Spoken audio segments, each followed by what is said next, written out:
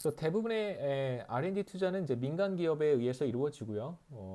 기본적으로 R&D 투자를 하는 이유는 이윤 극대화의 일환입니다. 그 새로운 제품을 만들어내고 그다음에 공정 혁신을 통해서 보다 더 효율적인 방식으로 제품을 생산해 내려고 하는 의지는 바로 이제 기업들한테 있는 것이고요. 그 목적은 바로 뭐 여러 가지 이유가 있겠습니다만 뭐 시장에서 마켓 쉐어를 늘린다든가 혹은 뭐 경쟁 우위를 점한다든가 뭐 이런 여러 가지 뭐 의도가 있겠습니다만 결국은 이제 궁극적으로 이윤 극대화라고 우리가 얘기할 수 있겠죠.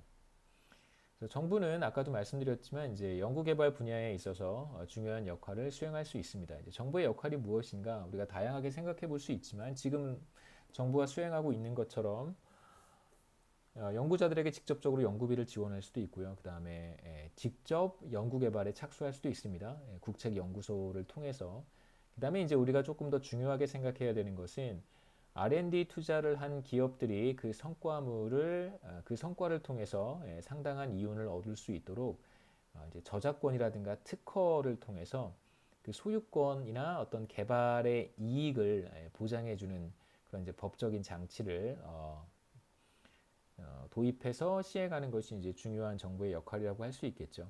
누군가 베껴가거나 혹은 뭐 쉽게 가져가서 똑같이 새로운 제품을 만들어내거나 이렇게 되면 애초에 R&D 투자에 착수했던 기업은 그 성과물로부터 이익을 얻지 못하기 때문에 이익을 회수할 수 없기 때문에 애초에 이제 R&D 투자를 하지 않으려고 하는 인센티브가 생기게 됩니다. 그래서 정부는 이러한 법적 장치를 잘 갖추는 것이 중요하겠죠. 자, 이어서 우리가 테크놀로지 트랜스퍼에 대한 이야기를 할 텐데요. 이제 기술 이전과 관련된 이야기입니다. 여기서 우리가 보려고 하는 두 가지 이제 재정하게 등장하는 개념이기도 한데요. 이제 non-rivalry라고 하는 비경합성, 그 다음에 다음 슬라이드 페이지에 나오는 non-excludability, 비배제성, 뭐 배제 불가능성 이런 이제 개념들을 우리가 차례대로 한번 보도록 하겠습니다. 기술 이전이라고 하는 것은 그 우리가 그런 측면을 한번 생각해 봐야 돼요. 기존의 생산 요소, 뭐 자본과 노동 혹은 뭐 자본과 뭐 인적 자본 뭐 이렇게 우리가 생각해 보면 좋겠죠. 브레인 같은 그러니까 한 국가의 어떤 매우 중요한 역량을 가지고 있는 그런 연구자들이라든가 혹은 과학자들이라든가 이런 혹은 생산 과정에 상당히 많은 경험과 노하우를 축적한 그런 기술 인력들 우리가 이제 이런 인적 자본들도 함께 생각해 볼 수 있는데요. 전통적인 생산 요소들, 이게 conventional factors of production이라고 하는 게 뭐 자본이라든가 인적 자본이라고 하는 것들인데 이런 건 기본적으로 object입니다. 물체예요. 그러니까 실체가 있는 것들이죠. 물론 휴먼 캐피탈에 무슨 실체가 있습니까라고 이제 질문을 하실 수 있겠지만 휴먼 캐피탈이라고 하는 것은 이렇게 따로 바깥에 떨어져서 존재하는 게 아니잖아요. 피지컬 캐피탈은 따로 이제 그러니까 인간의 몸 바깥에 존재하는 그 실체지만 사실 휴먼 캐피탈은 인간과 분리되지 못하는 거예요. 그러니까 인간 안에 축적되는 것이기 때문에 당연히 이건 이제 업젝트라고 할 수 있겠죠. 물론 난리지라고 하는 건 업젝트가 아니지만 지식이나 경험이나 무슨 숙련도, 스킬 이런 것들은 사실 눈에 보이는 업젝트는 아니지만 우리가 인적 자본이라고 하는 것은 반드시 그것을 축적한 사람에 의해서 나타나는 것이기 때문에 우리가 반드시 사람 몸에 들어가서 인적 자본은 그 역할을 수행하게 됩니다. 사람이 없이 인적 자본 혼자서 따로 활동할 수는 없어요. 그 아무런 영향을 미칠 수 없습니다. 자본은 그 자체로 생산 활동에 투입될 수 있지만 인적 자본은 반드시 사람 안에 들어가서 생산 역량을 끌어올릴 수 있는 것이죠.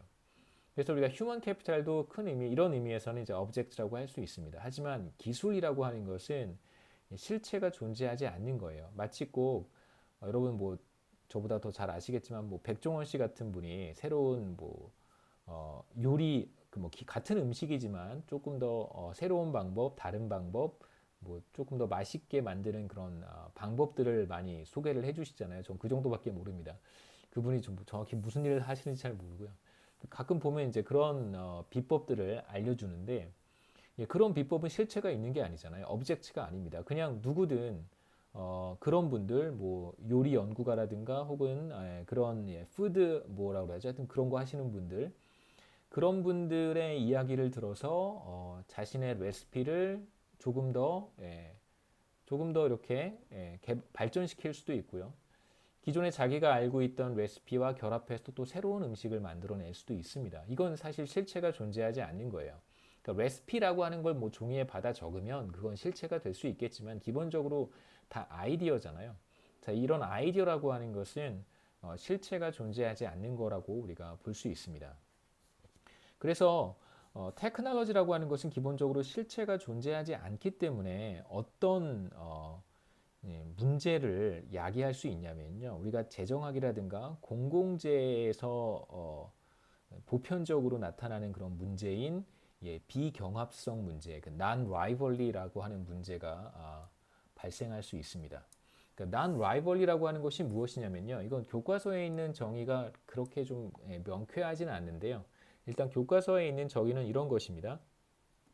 어떤 재화가 non-rival 할 수도 있고 rival 할 수도 있어요. 뭐 정도의 차이는 있지만 완전히 rival한 것도 있고 완전히 non-rival한 것도 있고요. 다수의 재화나 서비스 같은 것들은 이 둘 사이에 있겠죠. 그래서 non-rival한 경우부터 보면요. 자, 한 사람이 무엇인가를 사용하고 있으면 다른 사람이 그거 같이 사용할 수 있는 거예요. 그러니까 한 사람이 사용을 하고 있어요. 뭐라고 생각하면 좋냐면 여러분이 어떤 어플리케이션 앱을 하나 개발을 했습니다. 그 앱을 개발을 해서 뭐 인터넷이든 아니면 뭐 앱스토어든 이런 데 이제 공유를 시작하면요. 뭐 무료로 공유를 시작하게 되면 저도 그 앱을 사용할 수 있고 누구나 그 앱을 사용할 수 있습니다. 그런데 그 앱을 사용을 할 때 제가 그 앱을 사용한다고 해서 또 다른 사람이 그 앱을 사용하는데 전혀 지장을 받지 않아요. 앱의 퀄리티가 떨어지지도 않고요. 뭐 앱이 제대로 작동하지 않는 일도 없고요. 갑자기 뭐 컨제스천이 생겨서 뭐 갑자기 너무 많은 사람들이 막 그 앱을 사용을 해서 문제가 생기는 그런 일도 전혀 없습니다. 그런 재화를 우리가 non-rival하다고 해요. 여기에서는 우리 교과서의 설명을 제가 그대로 여기 갖다 적은 건데 이건 약간 우리가 지금 다음 슬라이드에서 보려고 하는 배제 불가능성의 의미가 조금 들어가 있어서 제가 지금 말씀드린 것처럼 이해하시면 됩니다. 한 사람이 사용을 하고 있을 때 또 다른 사람이 사용을 하더라도 그 퀄리티가 품질이라든가 그 뭐 효용이라든가 그 재화나 서비스를 사용함으로부터 얻는 효용이나 만족도나 혹은 퀄리티가 품질이 전혀 떨어지지 않는 그런 재화나 서비스를 우리가 non-rival하다, 비경합적이다라고 얘기를 합니다. 그러면 반대로 경합적인 재화는 우리가 사용하는 대부분의 재화는 다 경합적입니다. 예를 들어서 스마트폰 생각해 보시죠. 스마트폰은 제가 쓰고 있어요. 그럼 제가 쓰고 있는 스마트폰을 누군가 동시에 사용하려고 하면 이제 그때 문제가 생기는 거잖아요. 제가 그 스마트폰으로 뭐 예를 들면 문자 메시지를 보내고 있었습니다. 그러면 제 가족 중에 누군가가 바로 제가 쓰고 있는 그 스마트폰을 가지고 통화를 할 수는 없을 거 아니에요. 통화를 할 수도 있겠습니다만 약간 불편할 거예요. 그 다음에 또 누군가가 그 스마트폰을 가지고 게임을 하려고 시도한다면 이제 문제가 생기기 시작하는 거죠. 이런 재화들은 기본적으로 라이벌합니다. 그래서 우리가 전통적으로 경제학에서 생각해 왔던 자본 스탁이나 자본이라든가 휴먼 캐피탈이라든가 이런 것들은 기본적으로 경합적이에요. 라이벌합니다.